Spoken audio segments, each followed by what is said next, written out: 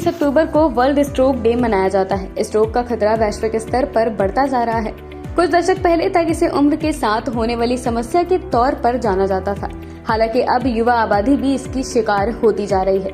Brain stroke, जिसे लकवा भी कहते हैं, एक गंभीर मेडिकल स्थिति है जो ब्रेन की आर्टरीज यानी कि धमनियों में ब्लॉकेज या ब्रेक के कारण होती है। इसकी वजह से ब्रेन के किसी हिस्से में ब्लड की आपूर्ति सही तरह से नहीं हो पाती है, जिसकी वजह से ब्रेन सेल्स को नुकसान पहुंचता है। ब्रेन स्ट्रोक के इलाज को बेहतर बनाने के लिए देश भर में डेटा बैंक तैयार किया जा रहा है। इसके लिए एम्स, जीबी पंत सहित देश भर के बड़े अस्पताल अपने यहाँ आने वाले मरीजों की जानकारी जुटाकर सेंट्रलाइज्ड प्लेटफॉर्म पर अपलोड कर रहे हैं।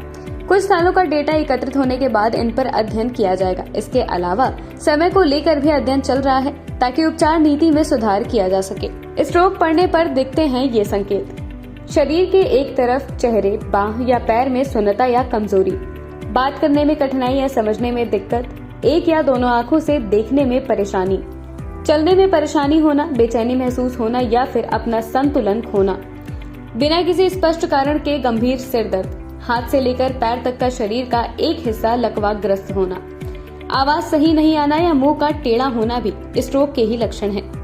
युवाओं में स्ट्रोक के बढ़ते खतरे के लिए जिन जोखिम कारकों को प्रमुख माना जा रहा है उनमें गड़बड़ लाइफस्टाइल, धूम्रपान, शराब का सेवन, मधुमेह, उच्च रक्तचाप और हाई कोलेस्ट्रॉल की समस्या है। जिन लोगों के परिवार में किसी को स्ट्रोक हो चुका है उनमें भी इसका खतरा अधिक देखा जा सकता है। स्वास्थ्य विशेषज्ञ बताते हैं कुछ प्रकार की स्वास्थ्य समस्याएं जैसे कि माइग्रेन और हार्ट की बीमारी वाले लोगों में भी स्ट्रोक होने का खतरा अधिक हो सकता है। सहारा हॉस्पिटल लखनऊ में सीनियर न्यूरोसर्जन पद पर अपनी सेवाएं दे रहे डॉक्टर मनु रस्तोगी हमारे साथ जुड़े हैं, जो स्ट्रोक को सरल और आसान भाषा में समझाने की कोशिश कर रहे हैं। आप भी समझिए।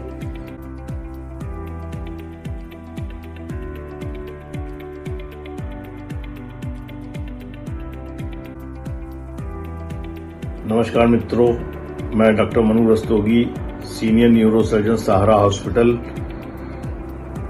दिन 29 अक्टूबर को हम लोग विश्व स्ट्रोक दिवस के रूप में मनाते हैं। जब शरीर का कोई पक्ष या अंग काम करना बंद कर देता है तो उसे लकवा, फालिज या पक्षाघात स्ट्रोक कहते हैं। लोगों के बीच ब्रेन स्ट्रोक के प्रति जागरूकता बढ़ाने के लिए 29 अक्टूबर को विश्व स्ट्रोक दिवस के रूप में मनाया जाता है।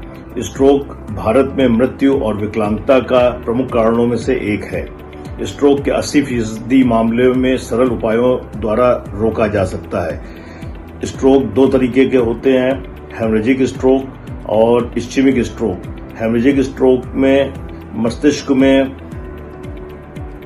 खून बह जाने की वजह से लकवा होता है, जबकि